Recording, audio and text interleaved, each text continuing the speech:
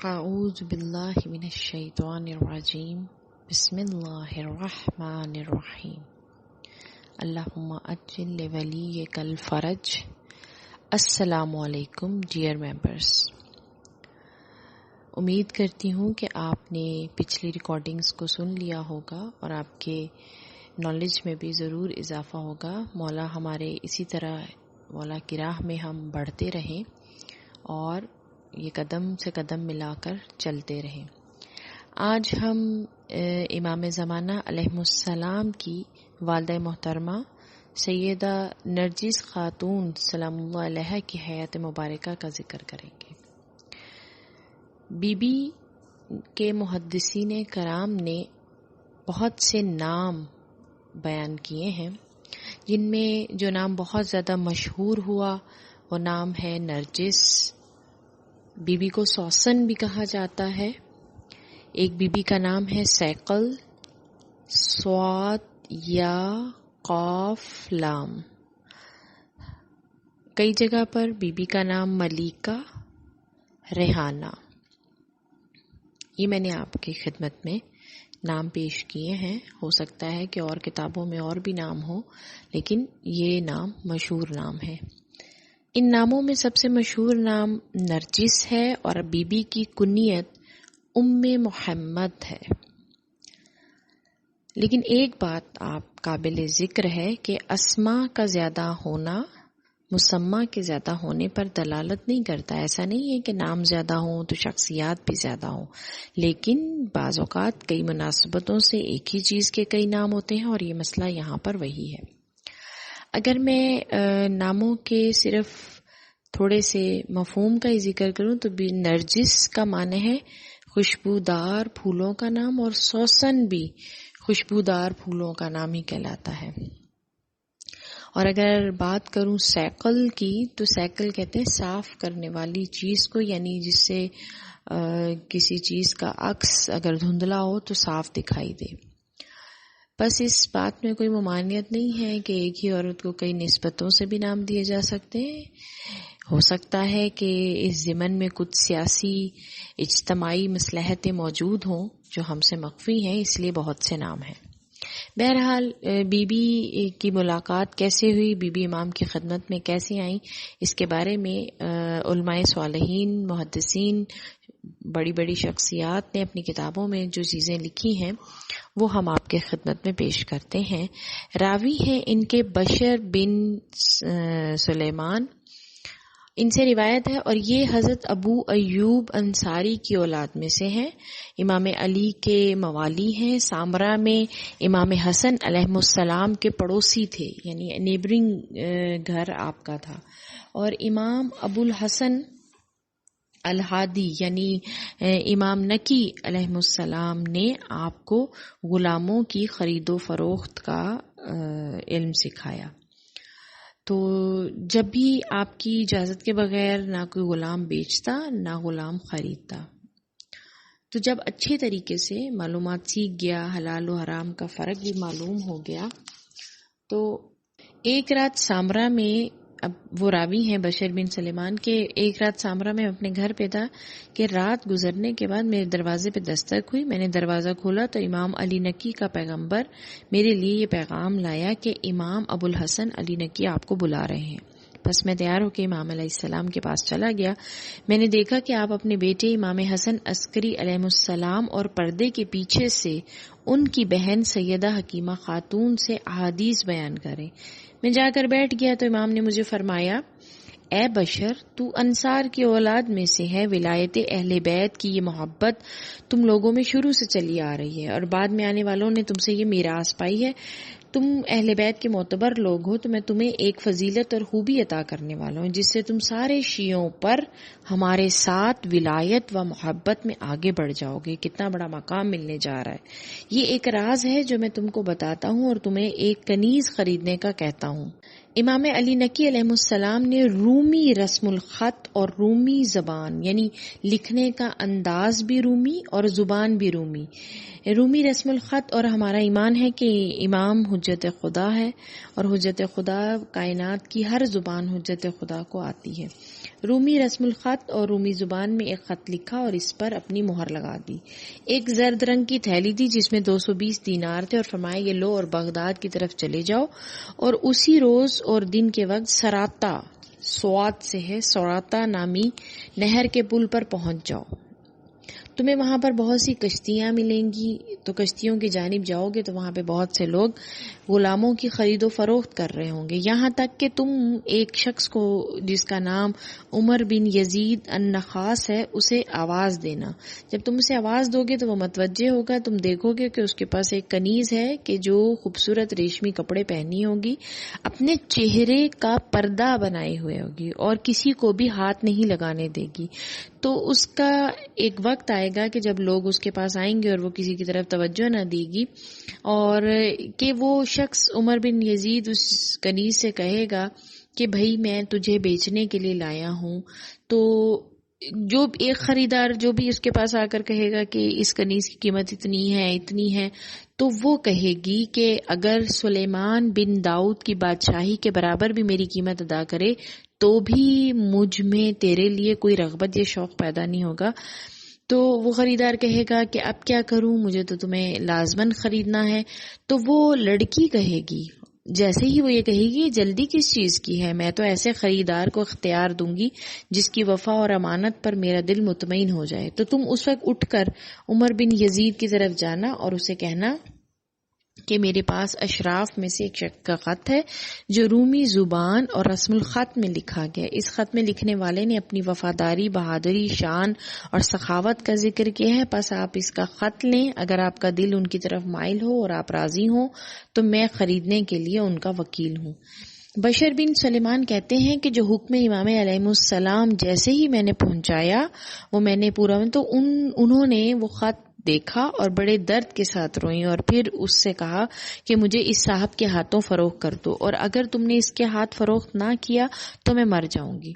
تو بشر بن سلیمان کہتے ہیں کہ پھر اس کے بعد آپس میں قیمت طے ہوتی رہی اور یہاں کے رقم اسی قیمت پر ٹھہری جو امام علیہ السلام نے مجھے دی تھی. میں نے 220 دینار دیے اور انہیں لے کر بغداد میں اپنے اس مکان کی طرف چل پڑا جو میں نے اس وقت بغداد میں میری اقامت گاہ تھا.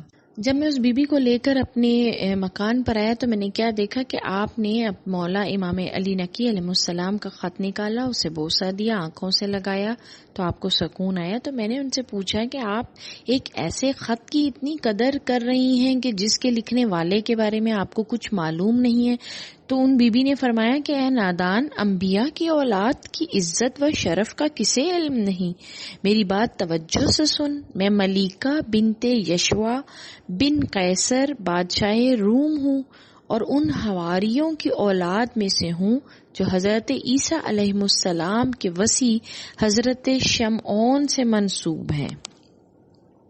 اور پھر بی بی فرماتی میں تمہیں ایک عجیب بات بتاتی ہوں کہ میرے دادا قیصر میری شادی اپنے بھائی کے بیٹے سے کرنا چاہتے تھے. اس وقت میری عمر 13 سال تھی اور انہوں نے اپنے گھر میں سواری جمع کیے، محل میں اور باقی گھرانے والوں سے 700 لوگ بلائے، لشکروں کو دعوت دی گئی، 4000 قبائل آئے، یعنی بہت بڑا فنکشن ہوا. موتیوں سے بنے ہوئے استقبالیے کے قصر میں صحن میں 40 سیڑھیاں اوپر چڑھائی گئیں، اور جب میرے دادا کا بھتیجا اس پر چڑھا اور بیٹھا تو سلیبیں ایک دوسرے کے سامنے ہو گئیں، اور جب انجیل کی تلاوت کی گئی تو اس کے اوپر سلیبیں ٹکرا گئیں اور زمین پر جا گریں. ستونوں کے بنیاد گر گئے، ستون بنیادوں سے گر گئے، بادشاہ تخت سے گر کر بے ہوش ہو گیا، عقل گم ہو گئی. اور میرے دادا سے سب نے کہا، جو پادری وہاں جمع ہوئے تھے، تو اس نے کہا بادشاہ سلامت ہمیں ایسی ملاقات سے معاف رکھیں جو دین مسیح اور بادشاہی مذہب کے زوال کی خبر دیتی ہو.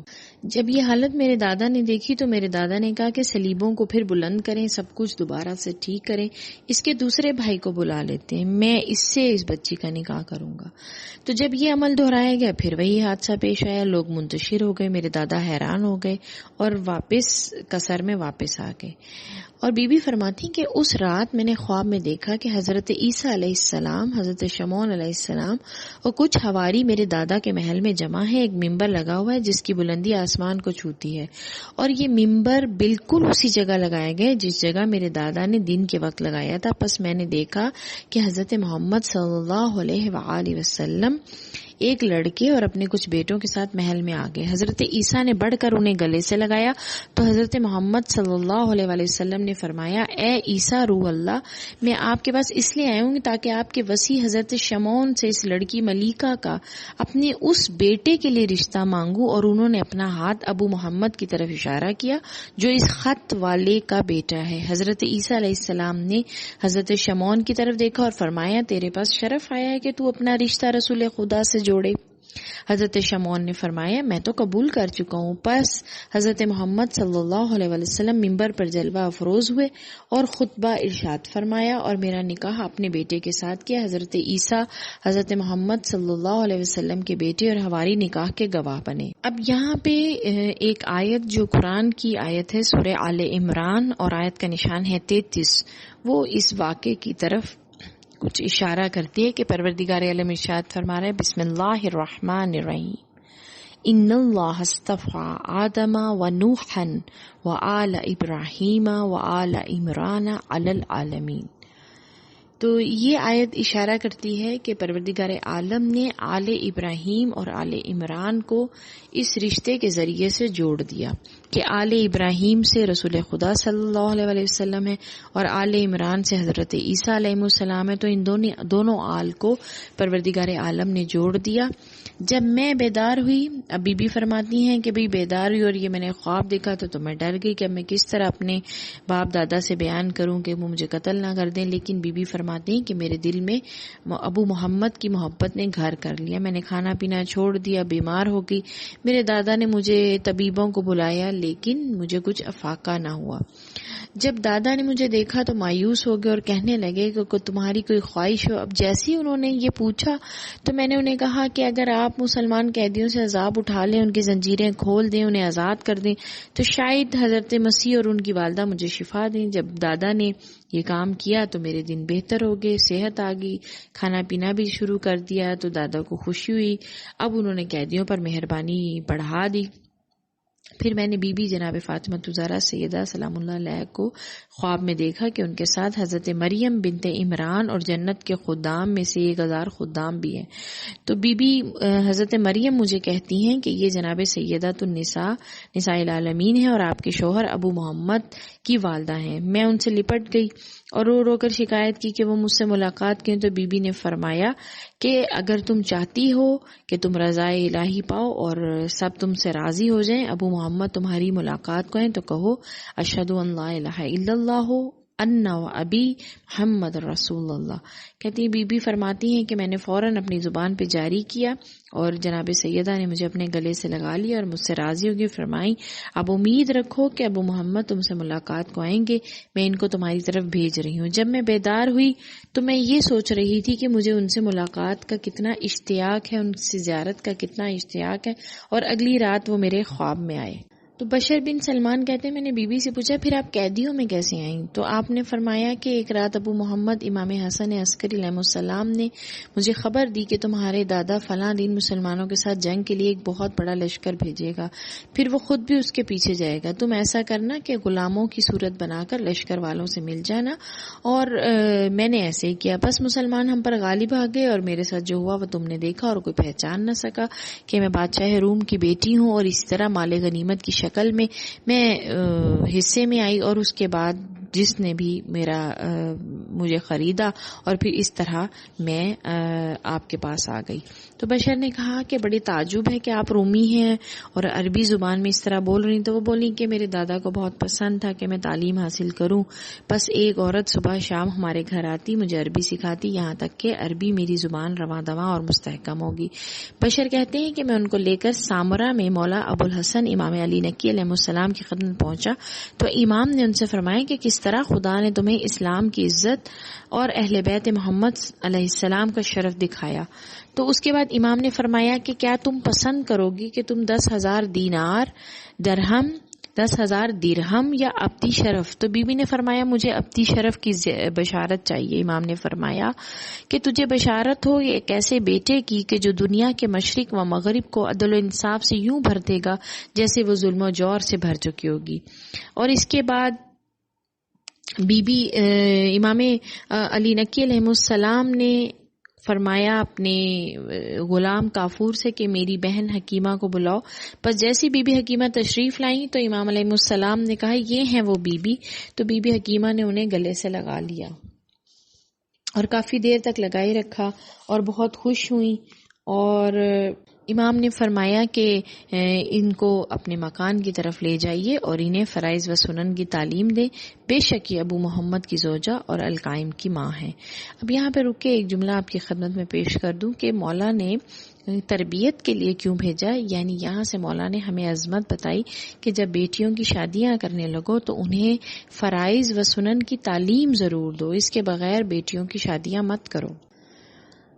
اب یہاں پر ایک کوئی بات غور طلب ہے کہ سننے والے سامعین یہ بھی سوچ سکتے ہیں کہ بی بی نے خواب میں دیکھا اور نکاح ہو گیا، گو کے بعد میں ان کا نکاح دوبارہ پڑھا گیا.